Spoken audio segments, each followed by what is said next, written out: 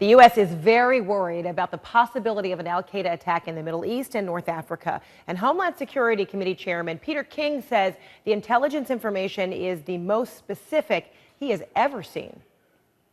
There's very little doubt, if any, that something serious is being planned, and I think that's being a worldwide alert. Obviously, we are focused on the Middle East, but it's a type of it's a potential series of attacks. That really could be almost any place. CNN national security analyst Julia Kayyem joins us live now from Boston. So you heard Peter King saying very specific information. So are we talking about threats that go beyond internet chatter, in your view?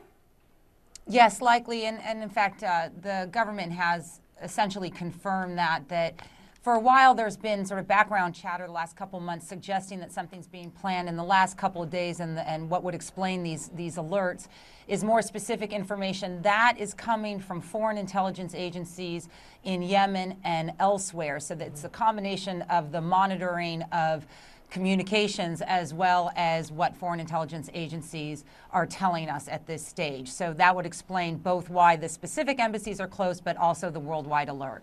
We heard earlier from the former U.S. ambassador to Iraq saying this is unprecedented in his view. My dad worked with the State Department and embassies in Asia, Africa, and the Middle East for more than 30 years, and never has a embassy closure of this caliber.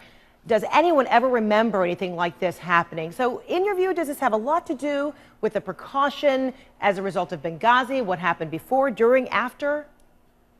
Absolutely, and we would hope so. I mean, whatever one thinks about what happened at Benghazi, a lot of lessons were learned. There was a strong internal review, and one of that was to the extent that there is at least background chatter about the targeting of hard targets, which would be an embassy. We ought to alert our embassy officials, close it down, at least close the embassies down on Sunday. There's another reason for the administration going this public what is that? Now.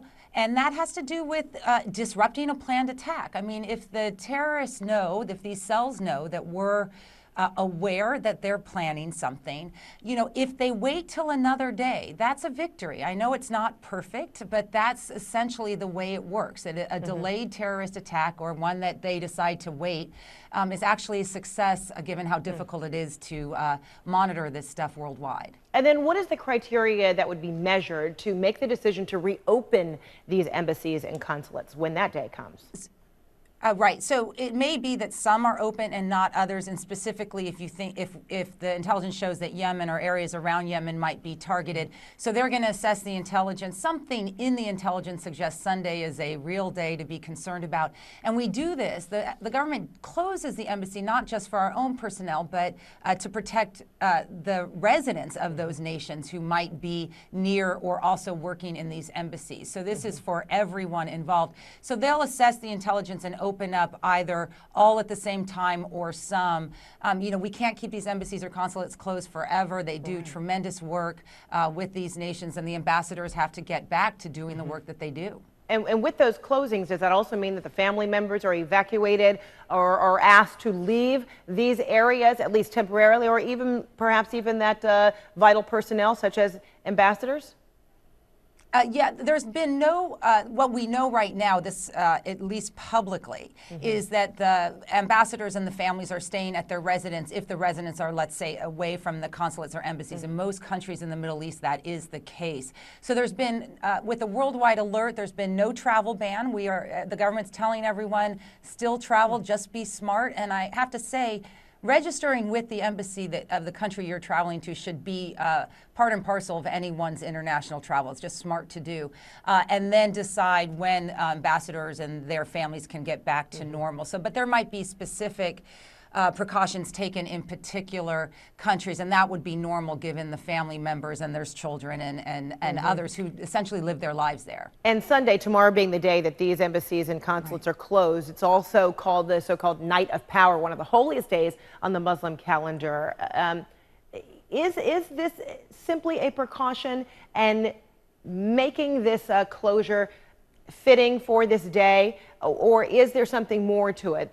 Beyond the threats, are they being specific about this day or this calendar month? So in what we can tell publicly and in my conversations with people, it's a strange series of intelligence gathering assets right now. So you have the background noise with specific information coming from a foreign intelligence agency.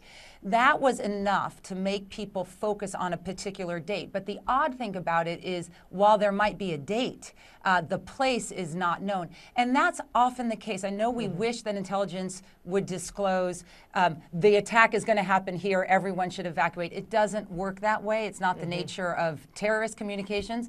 And so that's what makes it so difficult. I often say intelligence gathering now in a world with Al-Qaeda the way it is more an art, not a science, and the precaution seems appropriate given what we know of the various intelligence streams at this stage. And if it causes a delay in planning, that is a success.